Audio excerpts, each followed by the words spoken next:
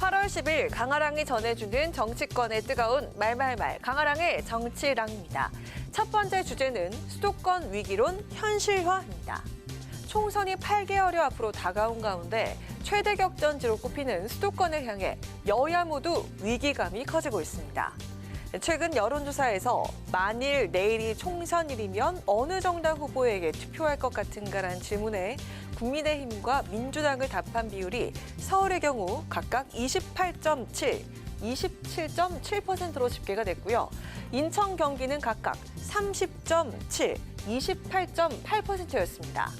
그 외 정당 지지도 조사에서도 모두 국민의힘이 앞섰지만 그럼에도 국민의힘 내부에서 수도권 위기론이 터져나오고 있습니다.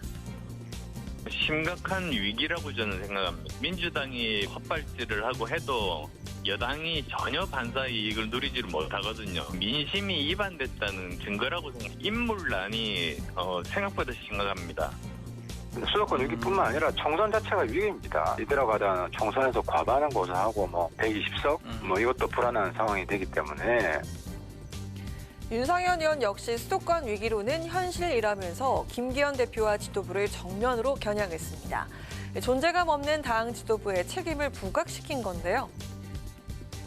지도부의 책임을 뒤집어씌우고 지도부를 흔드는 것은 그렇게 바람직한 태도는 아니다라고 보여지고요. 마치 몇몇 지도부가 노력하면 될 것처럼 인물만 잘 고르면 될 것처럼 이렇게 하는 것은 다소 부분적인 시각 아닌가 이런 생각이 듭니다.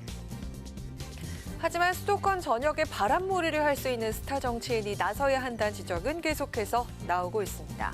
한동훈 법무장관을 비롯해 원희룡 국토부 장관도 꾸준히 거론되고 있는데요.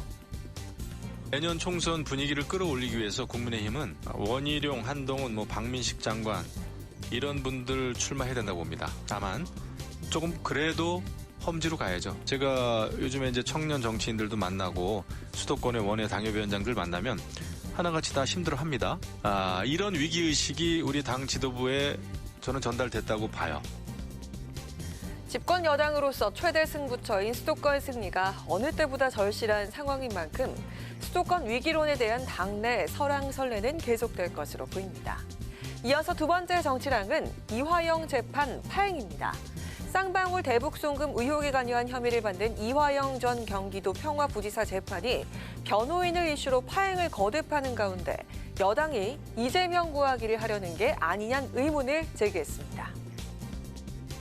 이재명 대표 방탄을 위해 이화영 씨의 입을 막아 모든 책임을 이화영 씨 혼자 뒤집어 쓰고 가도록 하려는 의도로 그 변호를 자임했던 것이 아닌가 하는 강한 의구심이 듭니다. 영화 아수라의 데자비를 보는 것 같습니다. 한동훈 법무부 장관 역시 보스에게 불리한 법정 진술을 입막으려는 마피아 영화에서 나오는 증거인멸 시도이고 사법 방해라고 비판했습니다. 여기서 말한 보스는 이재명 대표를 지칭한 것으로 보이는데요. 변호인이 이화영 전 부지사가 아닌 이 대표를 보호하려는 게 아니냐는 비판으로 보이는데요. 하지만 민주당의 해석은 달랐습니다. 검찰의 회유와 협박들이 있었는지 그것 때문에 사실은 이화영 전 부지사가 기존에 명확하게 가지고 있었던 입장이 흔들린 것인지 그리고 그런 부분들의 상당한 부분의 어떤 불법적인 부분들이 있었는지 이런 부분들이 명확해져야 재판이기 때문에 지연을 하려고 한다고 해서 그게 지연이 마음대로 통하는 그런 구조가 아닙니다. 민주당이 거기에 관계되어 있지도 않고요.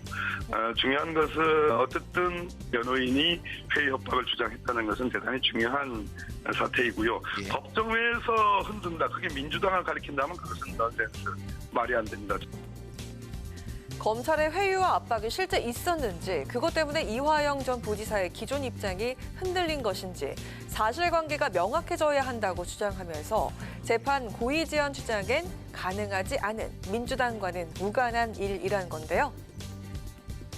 근데 어디에도 검찰이 회유 압박하고 있다는 내용이 있었던 게 아니라 김성태 전 회장이 오히려 이화영 부지사를 협박, 겁박했다는 거지 않습니까? 그 겁박에 대한 근거를 갖고 나왔던 세 가지가 이재명 재판 당시 2심 재판부에 로비한 사실, 이재명의 측근 김용을 통해 이재명이 후원금을 기부한 사실, 이런 거를 말하는 대로 폭로하겠다는 건데 이 내용은 이재명 대표한테 매우 불리한 일이지 이게 이화영 부지사를 겁박할 만한 하드의 사항이 아니거든요. 한편 이 가운데 검찰이 이재명 대표에게 백현동 개발 특혜 의혹에 대한 소환 조사를 통보했습니다. 이에 이 대표는 이재명을 옥죄어 정권 위기를 모면하겠다는 뻔한 의도라고 반박하면서도 조사에 당당히 응하겠다고 밝혔습니다. 오늘 17일 이 대표의 검찰 출석에 또 한 번 이목이 집중되고 있습니다.